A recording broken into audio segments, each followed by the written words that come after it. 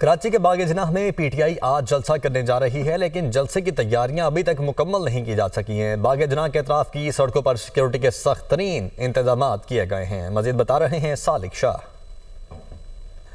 हाँ जी बिल्कुल, आज बाग जिनाह में पाकिस्तान तहरीक इंसाफ जलसा करने जा रही है और बिल्कुल बाग जिनाह में मौजूद हूँ, लेकिन यहाँ पर ताहाल जलसे के इंतजाम शुरू नहीं हो सके।